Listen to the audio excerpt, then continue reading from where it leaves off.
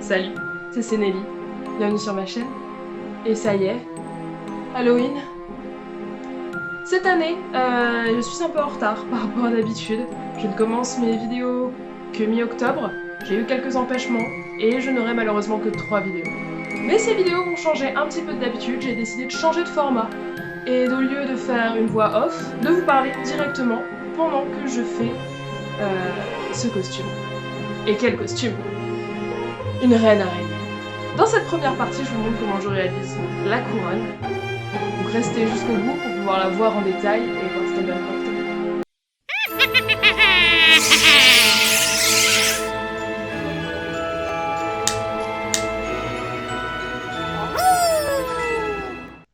Donc comme je vous l'ai annoncé dans l'intro, j'ai essayé de changer un petit peu de format cette année pour les vidéos Halloween. J'ai envie de faire un peu plus un face-à-face pour vous montrer au fur et à mesure ce que je fais.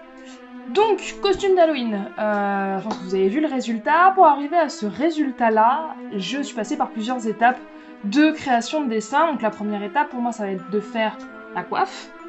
Au début, j'étais partie sur un croquis comme ça, donc vous pouvez admirer mes talents de dessinatrice. Bon, c'est pas si mauvais, mais ça pourrait être mieux. Donc j'étais partie sur une coiffe assez simple avec des araignées dedans, quelque chose de très droit. Et au final, je me suis dit, ouais, bof, un truc simple comme ça, c'est moyen. Je voulais faire un truc un peu plus inspiré Stranger Things. Du coup, je suis partie sur un truc un peu plus organique. Et après, je me suis posé la question de ouais, mais ça, je veux le poser sur ma tête pour faire ma soirée d'Halloween. Et avoir un truc aussi volumineux que ça sur ma tête, ça va très certainement pas tenir. Et j'ai envie de quelque chose qui tient. Parce que passer sa soirée à remettre sa coiffe parce qu'elle s'est barrée, c'est pas top. Et l'objectif, c'est pas non plus de la retirer au bout de 20 minutes. C'est bon, tout le monde a vu mon costume, je retire le truc. Voilà, je passe du temps sur le costume, j'ai envie de le garder toute la soirée. Du coup, je me suis dit, pourquoi pas faire une tiare? Une espèce de une tiare, couronne. Donc je suis partie sur quelque chose comme ça. J'espère que ça va le faire.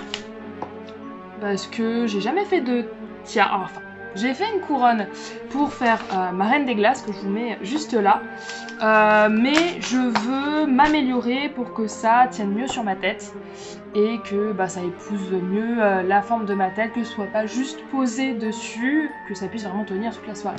Donc pour cela, je vais m'aider de ma super tête de mannequin, à ma taille bien évidemment. Je vous mets également la vidéo sur le petit i, alors je me trompe très certainement de côté, parce que première fois que je fais ça. Voilà, donc je vous mets le petit i, soit là, je sais plus. Avec le lien de la vidéo, si vous voulez le faire. Et je répète, ça se fait à deux, pas tout seul. Vous verrez pourquoi dans la vidéo. Voilà. Donc je pense qu'on va commencer. Je vais vous rapprocher un peu du plan de travail et vous montrer comment je fais ça. Je prends tout de suite. Alors, l'objectif ici est donc de venir faire une tiare qui va faire à peu près cette taille-là. Donc pour cela, je vais prendre du fil de fer. J'aime d'amour ce matériau, je pense que vous l'avez vu dans pas mal de vidéos. Donc je vais venir faire la base avec le fil de fer pour avoir une structure qui soit assez rigide. Et bien évidemment, j'ai oublié de prendre mes pinces coupantes.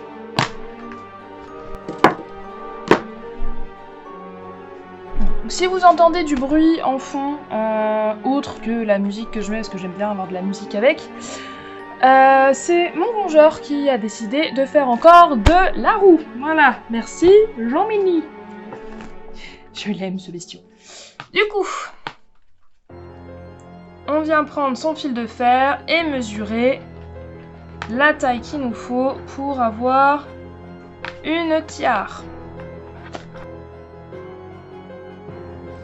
Et pour que ça tienne bien, je vais venir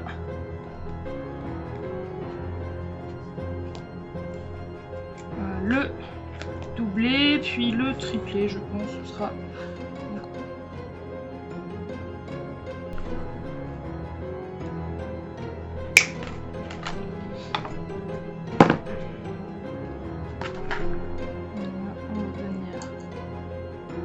venir ça, et ensuite on va venir twister le tout pour avoir une structure un peu rigide.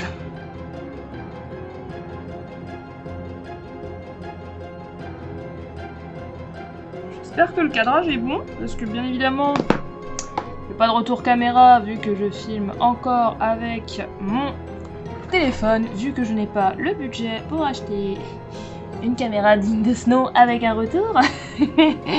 Oh, ça viendra peut-être un jour. Hein.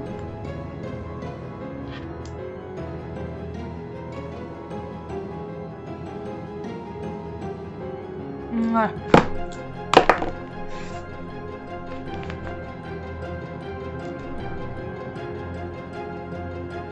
On fait la forme qui va bien.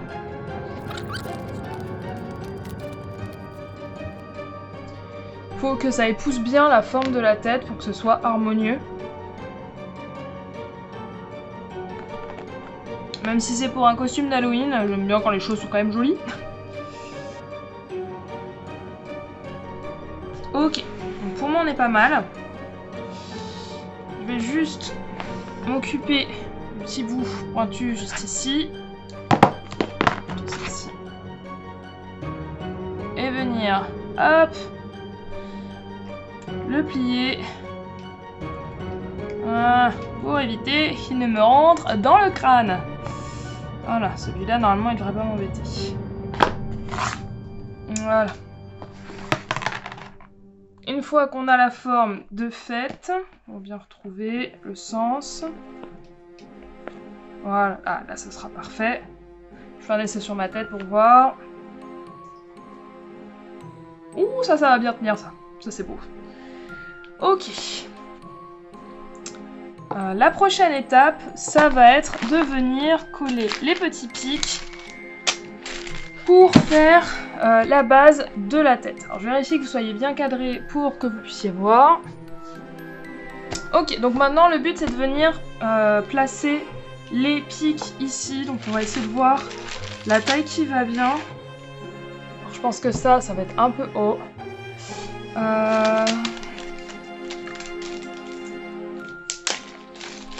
Et ceux-là, un peu petit. Qu'on va ajuster. On va prendre après cette taille-là. Je pense que cette taille-là, on sera bien. Mais sachant que j'aime bien le côté pointu au bout. Je dis non, le côté pointu au bout, je m'en fous. Plus grosse, hop, et on va venir couper à la taille qui nous va bien. Parfait. Voilà.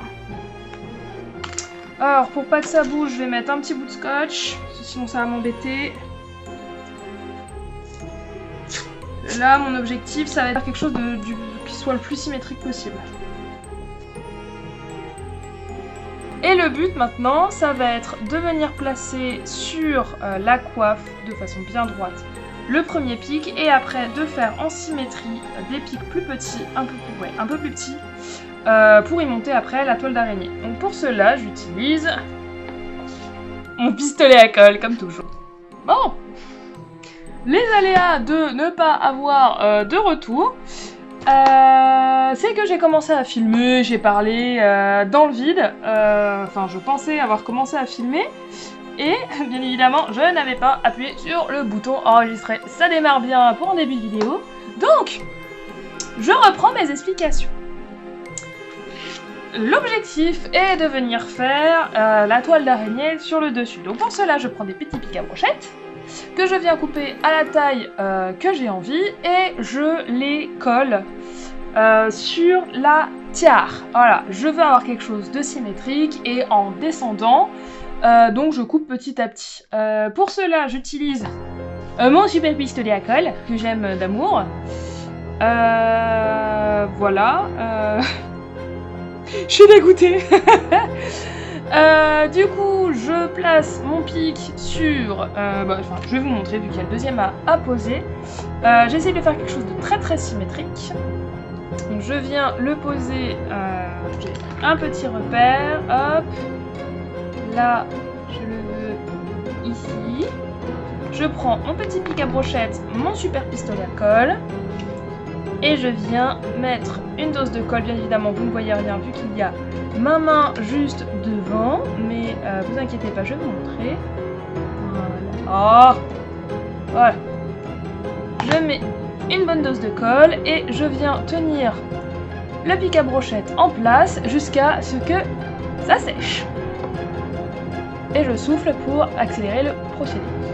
Bon, maintenant que tous les pics à brochette sont bien mis et bien sécurisés, ça ne bouge pas, je vais pouvoir passer au tissage de la toile. Donc pour cela, j'ai décidé d'utiliser du fil d'aluminium. Comme je veux que toute ma structure soit noire, je suis partie sur du fil noir et qui me sèche le bras. Évidemment, il faut des ciseaux. Cherchez des ciseaux. Est-ce que ça enregistre? Oui, ça enregistre. Que je me fasse pas avoir encore une fois, hein? Ça serait dommage. C'est la première fois que j'utilise ce type de fil de fer. Ouh, c'est mou. Ouh, ça va être agréable à utiliser ça.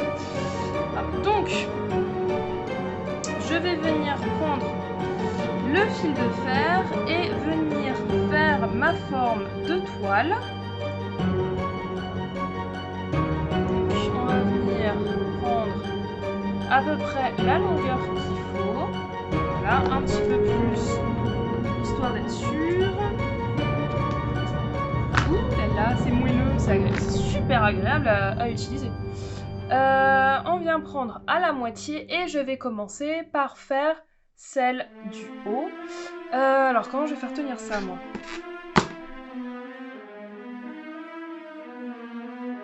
Je vais vérifier que ce soit bien cadré quand même, parce que si vous voyez rien, ça risque d'être un peu gênant. Évidemment. C'était trop bas. Je vous remonte ça. Voilà. Ah bah tout de suite, vous allez mieux voir. Donc, ça vous pourrez voir un peu plus mon front gras. Donc, j'ai pris la bonne longueur de fil d'aluminium noir que je viens, je vais commencer à placer tout en haut. Et je vais ensuite venir faire à peu près la forme d'un petit pont, un arc de cercle, voilà. Et je vais venir faire la même chose, hop. Donc ça va venir faire quelque chose comme ça. Bien évidemment, une fois que ça a fixé, je pourrais le remodeler comme je veux, voilà. Et je vais venir faire la même chose pour ici, voilà. Je viens ensuite le plier de nouveau.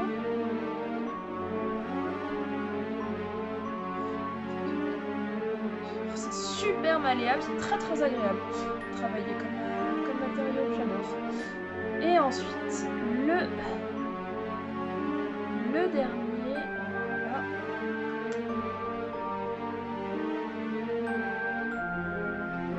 Juste ici, et j'aurais dû prendre un peu plus... Non, je me débrouillerai après. Voilà. Tac, et je vais venir le couper juste au bout. Hop, voilà. Toc, voilà. Donc ça va venir se placer comme ceci.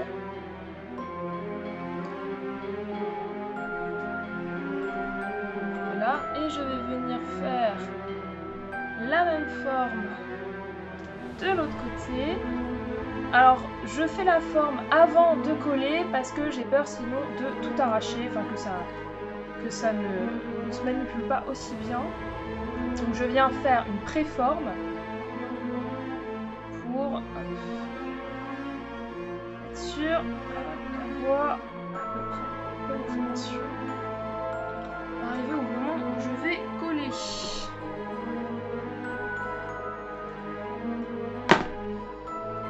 Comme à chaque fois, j'ai la merveilleuse idée de tester des nouvelles techniques en direct. Je suis jamais sûre que ça fonctionne. Voilà. Ici.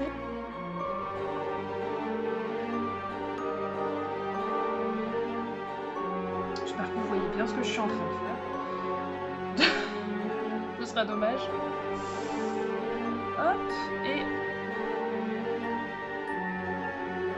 Voilà, et le dernier morceau, hop, et on pousse ce qui dépasse. Voilà. Donc maintenant que j'ai la forme principale, je vais venir coller le fil de fer au bâton, au petit pic à brochette. Voilà, toujours avec mon super pistolet à colle. Voilà. Hop, on vient coller ça. Ça, on va attendre. Oh, putain. Voilà. Et on va attendre que ça... Oh, c'est bien et que ça sèche, c'est le temps de la sèche.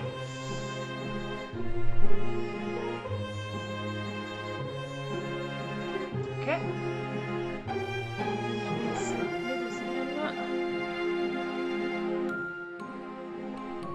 Je vais venir coller les autres et je vous retrouve juste après, parce que ça va être un peu long à regarder. Maintenant que j'ai le premier rang de fait, voilà, tout est bien fixé avec les petits arceaux à chaque fois, je vais pouvoir faire la même chose à l'intérieur. Donc je ne sais pas encore combien je vais en faire. Je vais voir ce qui rendra bien. Déjà, essayer de les espacer. Bon, je pense que je vais en rajouter 2. Ouais, je pense que 2 ça pourrait être pas mal. Donc je vais faire ça. Et je vous retrouve juste après, très certainement un prochain jour, parce que j'ai pas beaucoup de temps aujourd'hui pour finir. Donc je vous retrouve une fois que j'aurai fini de fixer le fil de fer partout. À la prochaine! Ça y est, j'ai fait le montage de la couronne. Donc là, on a la structure de la base. Donc j'ai essayé de faire quelque chose qui soit le plus symétrique possible. Et donc j'ai mesuré la taille de chacun des pics et je l'ai divisé en 3 pour pouvoir poser correctement les fils. Je suis désolée pour le bruit de fond, j'ai mon rongeur juste à côté qui est en train de dépioter du carton. Mais c'était ça, ou alors il jouait avec une barre en bois et il faisait gling gling sur les rangs de sa cage. Donc on va partir sur le bruit de carton. Prochaine étape. Il faut que j'installe des fixations sur la base de la couronne pour que ça puisse tenir sur ma caboche. Pour cela, j'ai acheté des petites pinces peignes, si vous allez bien avoir, et je vais venir les fixer directement sur le côté avec le pistolet à colle. Donc pour cela, je détache la couronne. Hop, hop, super. Voilà. Hop, et je vais venir coller directement dessus.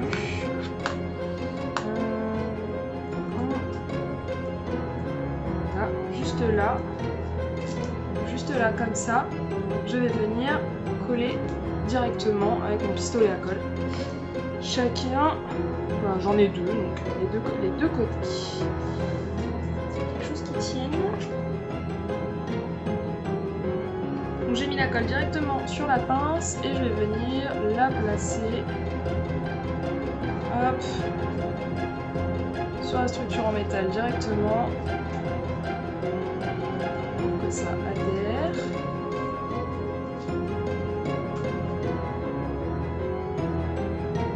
Évidemment, c'est pas exactement la même forme. Que ça aurait été pas mieux dans l'autre sens.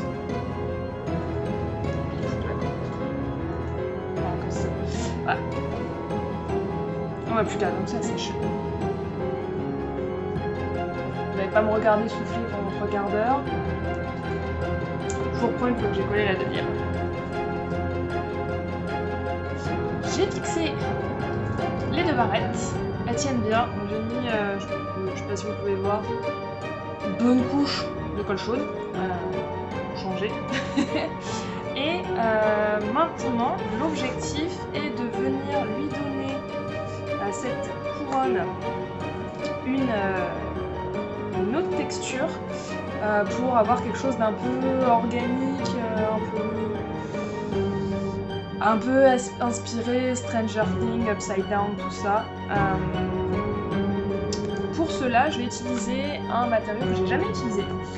Je fais des découvertes sur ce costume. Je vais utiliser de la foam clay. Alors, ça marche un peu comme une pâte à modeler. Ça sèche à l'air et ça a après la texture de la mousse EVA, donc qui est beaucoup utilisée dans le cosplay. Donc voilà comment ça se présente, c'est une pâte. Voilà.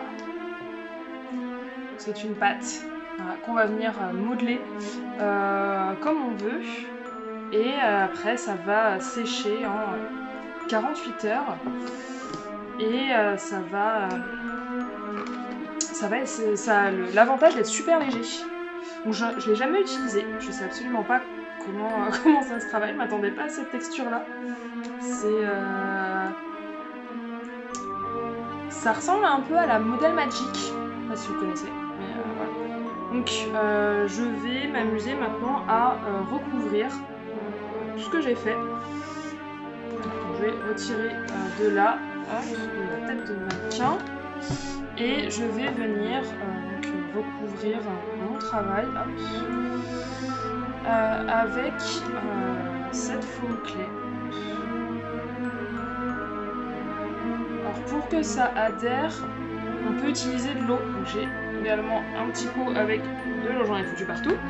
Voilà, et donc on peut venir mouiller la pâte pour venir la lisser et la rendre un petit peu plus molle. Évidemment, ça en fait plein les doigts.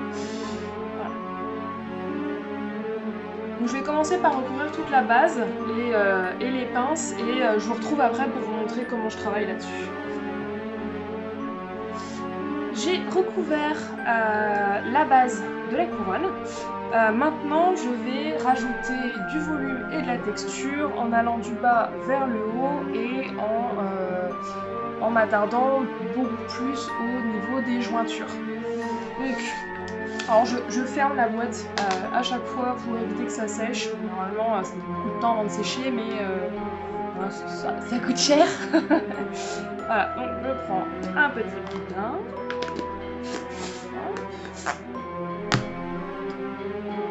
Voilà. Et je vais venir enrouler juste devant.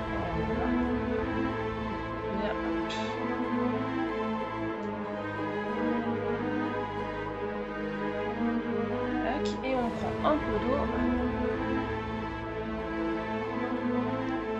Bien lisser. Hop, remonter.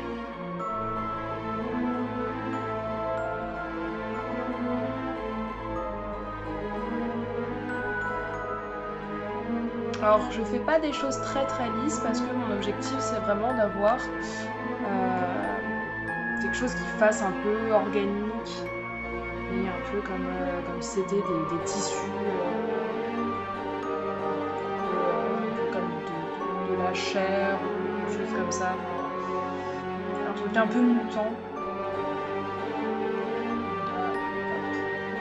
Et je viens affiner sur le bord. On va ajouter un petit peu d'eau. Donc l'eau, ça va vraiment venir en fait diluer la pâte. Pas en mettre trop, parce que sinon, ça part en miettes. Ce qui est bien, c'est qu'on a vachement le temps de travailler avec, vu que ça met énormément de temps à sécher. Par contre, comme ça met du temps à sécher, dès qu'on remet un coup dedans, ça se déforme. Donc faut faire attention à comment on travaille. Et ça colle. Voilà. Faut faire attention, prendre son temps. C'est pas en foutre partout.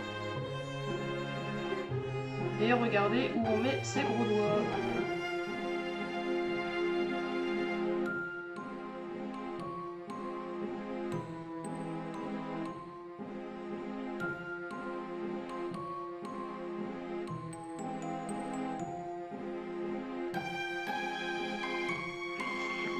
De l'eau partout. Bon. Je pense que vous voyez le principe. Je vais tout sculpter. Et je vous retrouve après pour vous montrer, vous zoomer un peu dessus, vous montrer comment ça donne de plus près et ce que j'ai fait. Voilà. A tout de suite. Maintenant que j'ai fait la sculpture et que j'ai laissé sécher toute la nuit, c'est à peu près dur. Enfin, dur. Ça a séché, donc ça reste légèrement souple et super léger. Maintenant, je vais faire une couche de protection dessus pour éviter que ça s'abîme et également rajouter de la texture. Donc pour cela, je vais utiliser de la colle à bois que je vais diluer avec un petit peu d'eau. Et je vais ensuite venir l'appliquer au pinceau directement dessus. Alors, je vous ai fait un petit zoom de ce que ça donne. Je vous laisse voir les images directement.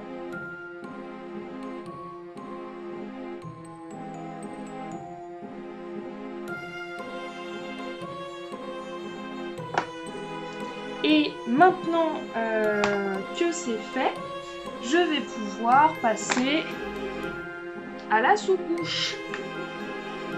Alors si jamais j'avais voulu faire quelque chose de lisse, j'aurais tout à fait pu poncer. Mais comme je veux quelque chose des formes un peu organiques, j'y touche pas. C'est un matériau qui est vraiment sympa, donc j'ai vraiment mis une toute petite goutte d'eau dans un pot avec la colle. Ça va juste la fluidifier un petit peu et permettre de faire une couche moins épaisse. Je pense que je vais faire plusieurs couches pour être sûr d'avoir la couvrance que je veux. Et plus je fais quelque chose de fin, moins ça va faire des grosses gouttes qui vont dégouliner. Voilà, donc je viens l'appliquer généreusement, ça va se mettre dans tous les petits creux, ça va légèrement lisser. Comme c'est plus fluide, bien évidemment, ça va couler un peu. Il faut bien protéger la table sur laquelle on travaille. Et je fais bien l'avant et l'arrière. Donc là, la première couche, je vais la faire le plus uniformément possible pour que tout soit bien recouvert. Et sur les couches suivantes, je vais y aller un peu plus en épaisseur et faire de la texture. Je pense que vous avez compris le principe. Je vous retrouve une fois que j'ai tout recouvert et que je sèche. Enfin, je sèche. La colle sèche. A tout de suite. Une fois qu'on a une couche bien uniforme, on va le laisser sécher. Alors soit vous êtes patient et vous attendez, soit vous avez la flemme et vous utilisez un sèche-cheveux, un ventilateur ou ce qui vous passe sous la main. Voilà, donc j'ai bien évidemment fait l'arrière. Alors il y aura juste l'intérieur qu'il faudra que je refasse, mais comme je vais attendre que ce soit sec pour pouvoir le faire, pour éviter de foutre de la colle partout, je le ferai au dernier moment pour faire l'intérieur et le dessous. Voilà, donc je vous retrouve une fois que c'est sec pour faire la deuxième couche. Maintenant que c'est quasiment sec, il y a 2-3 endroits qui sont pas encore secs, je vais pouvoir faire la deuxième couche. Cette fois, je vais prendre la colle sans la diluer. Et je vais reprendre mon pinceau, donc c'est un pinceau à poil un peu dur. Alors je vous conseille de prendre un pinceau que vous appréciez pas forcément, parce que si jamais vous le nettoyez mal, il est cuit. Voilà. Petit conseil pour en avoir ruiné plusieurs. Voilà. Donc je prends mon pinceau que j'imbibe bien de colle, et cette couche, je vais venir la faire en tapotant, comme ça. Voilà. Je viens déplacer la matière en tapotant, donc ça va venir donner un peu plus de texture. La colle ne va pas sécher. Enfin, ça n'est pas une couche uniforme, donc ça va venir ajouter une texture en plus.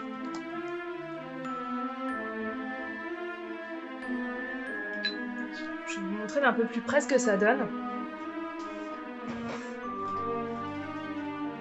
Je sais pas si vous arrivez à voir ce genre de texture. Voilà, et je vais faire ça sur toute la couronne. Et je vous retrouve une fois que c'est fait. Maintenant que la colle est sèche, ou du moins presque sèche, il y a peut-être une petite couche à l'intérieur qui est pas très sèche, mais bon, globalement, voilà. On va pouvoir passer à la peinture. Donc j'ai pris de la peinture noire et je vais venir faire la base en noir. Et je viens de me rendre compte que je n'ai pas pris de pinceau. Et j'ai pas prévu de faire ça au doigt. Donc je prends un pinceau, j'arrive. Maintenant que j'ai un pinceau, on va pouvoir prendre notre peinture noire et venir peindre en noir. Voilà, on va pas chercher midi à 14h, hein, explication simple pour action simple. Le but est de vraiment tout recouvrir, qu'il n'y ait plus du tout de colle apparente. Voilà, bon. Je pense que vous avez compris le principe, je peins tout et je reviens après pour vous montrer la suite. Maintenant que la peinture noire est sèche, j'ai envie de donner un petit peu plus de dimension à cette couronne, parce que c'est un peu plat. Donc pour cela, je vais faire un mélange de blanc et de noir, faire un gris, essayer de faire quelque chose de pas trop clair. Je vais construire un peu la couleur au fur et à mesure, mais je veux avoir un peu plus de dimension en rajoutant de la lumière et un peu de reflet clair dessus. Donc je vais faire un petit mélange dans une petite palette. Hop. Pas trop de couleur non plus. Hop. Toute petite pointe de blanc.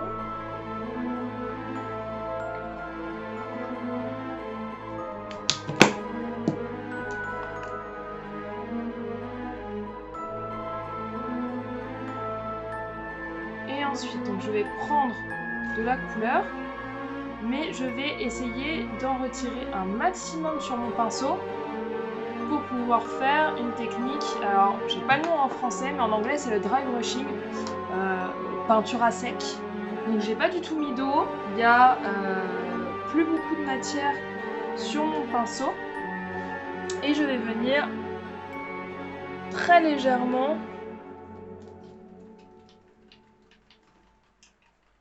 appliquer la peinture sur... Je vous montre un peu plus près. Si vous arrivez à voir.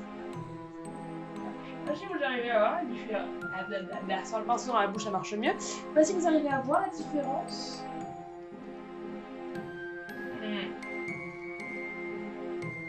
Ouais, ça se voit pas beaucoup à l'écran, mais du coup, ça va venir rajouter un peu de dimension. Avoir quelque chose d'un peu moins plat, si je puis dire, à la couronne. Hop. Il faut vraiment avoir un toucher très léger. Et ça va venir déposer la peinture uniquement sur les endroits qui sont le plus en hauteur. Et plus on fait de mouvements, plus on fait de couches, plus on va atteindre ce qui est plus en profondeur au niveau des reliefs. Comme moi, je vais juste illuminer les reliefs. J'y vais de façon très très légère.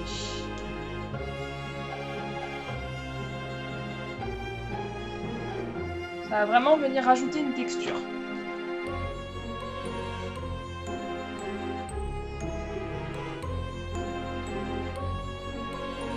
Sur l'arrière, je vais y aller de façon un peu plus légère, vraiment plus sur me focaliser sur le haut, parce que on verra pas beaucoup l'intérieur.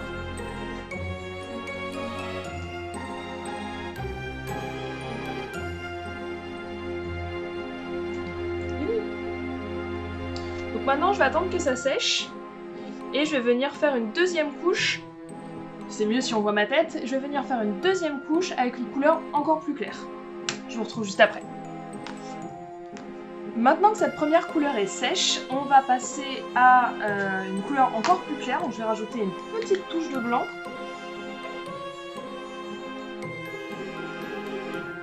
Petite touche. J'apprendrai à faire des petites touches, donc beaucoup trop de blanc. Et on va venir éclaircir le gris. Et refaire la même technique pour illuminer encore plus. Là, j'essaie vraiment d'avoir très peu de matière parce que ça commence à être très clair. Voilà. Et on va venir délicatement rajouter des petites touches à certains endroits. Alors là, je pense que ça se verra un peu plus.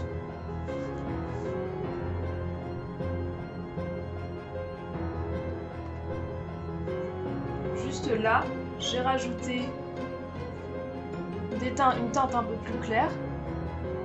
Donc là, je pense que vous pouvez voir la différence. Juste ici entre les deux.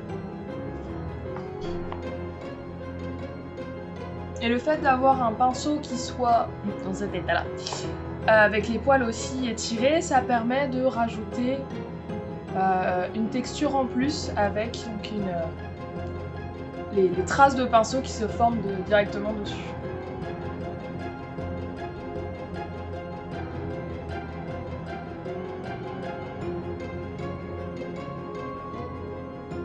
J'ai plus qu'à laisser sécher et je vous retrouve juste après. Maintenant que la peinture est sèche, il faut bien évidemment protéger tout ça.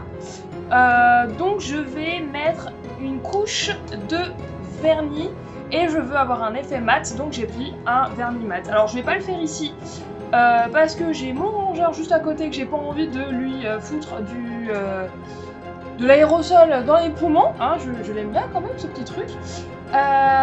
Donc je vais le faire hors caméra et bien évidemment je vous ferai après une vidéo pour vous montrer de plus près ce que ça rend. A tout de suite.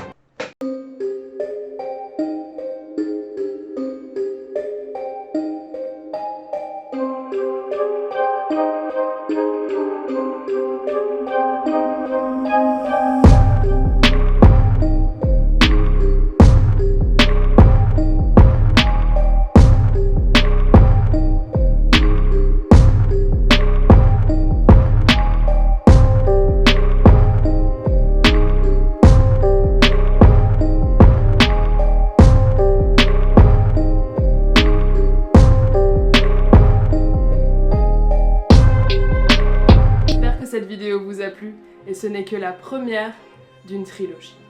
J'aime bien les trilogies. Si jamais vous avez aimé la vidéo, n'hésitez pas à vous abonner, à mettre un petit like aussi. Vous pouvez également poser toutes les questions que vous voulez dans les commentaires, bien évidemment je réponds à tout le monde. Si jamais vous avez quand même envie de soutenir la chaîne mais que vous n'avez pas de questions, n'hésitez pas à mettre une petite araignée. Vous pouvez également partager cette vidéo à vos amis, votre famille, peu importe, à votre chat, je ne sais pas s'il a un compte YouTube. Voilà, mais n'hésitez pas, ça m'aide beaucoup pour le référencement, pour avoir de plus en plus de vues, de plus en plus d'abonnés, pour pouvoir partager mon amour pour les créations et notamment Halloween. Sur ce, je vous retrouve pour la deuxième vidéo très bientôt. Salut!